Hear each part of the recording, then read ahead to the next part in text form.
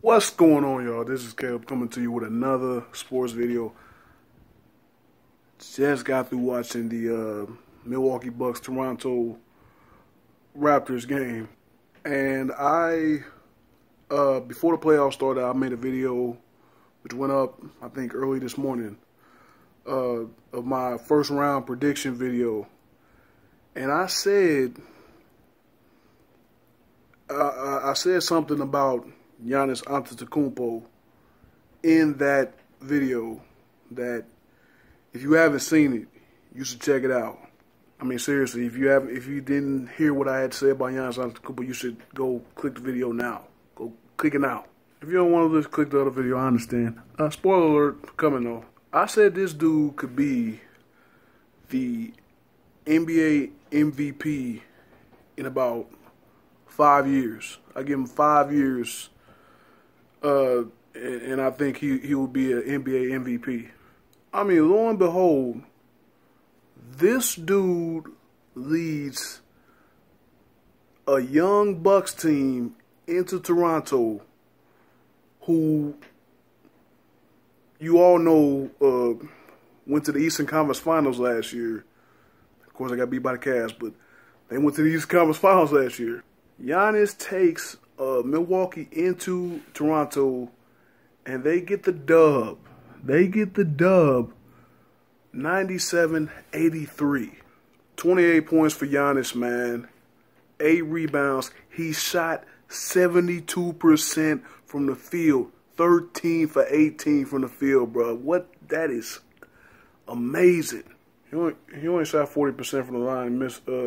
Missed three out of 5 free throws. There's always a downside, but hey, you know. I mean, that is huge, man. And like I said, if you go back and watch that first round prediction video, that's exactly what I said. I mean, this series would come down to cause you know Giannis was going to do his thing, but it would depend. My X factor for this series was going to be if the other guys like Brogdon and those guys, his supporting cast, would step up for him. I mean, did his supporting cast really stepped up, bro?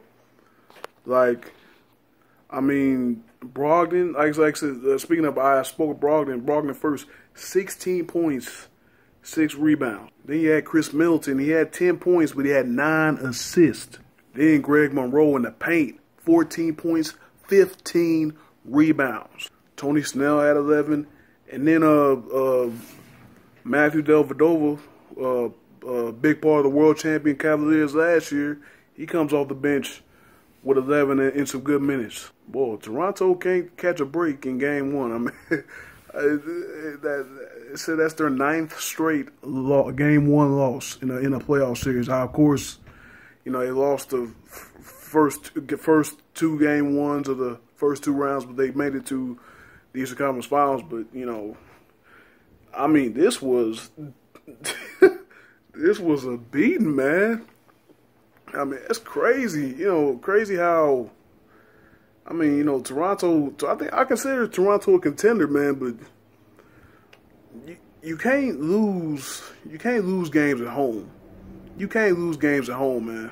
I mean, you feel bad for DeRozan, man, because he did his thing in this game. DeRozan had, what, 27 points, man. He only missed 1 shot from the field. He went 13-14 from the field. He only missed 1 shot. That's crazy. I mean, but Serge Ibaka was his only help. Ibaka had 19 and 14 rebounds. Other than that, nobody really stepped up. I mean, Lowry, he's coming off an injury, but he just didn't have he just didn't have that game. Like he's still trying to work his way back off an injury.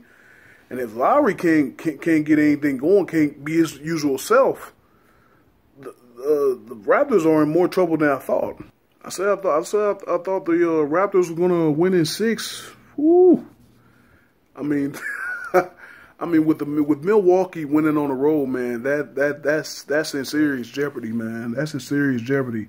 I mean, big ups to Jason Kidd, man. I mean, you know, for taking over that young team. I mean, even him himself, I think this is what, his 3rd year head coaching. Like he went from playing to retiring straight into head coaching. Now the Brooklyn, the Brooklyn Nets, that was his first job or whatever. But he goes to Milwaukee, and he's getting this team right, man. He's getting this team right. I just look at this Bucks team like what I believe Thibodeau can have. I just look at the Bucks as the East version of what Minnesota could probably be with Thibodeau and them in a couple years.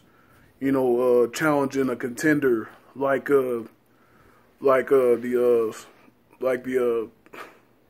Raptors in the East and stuff.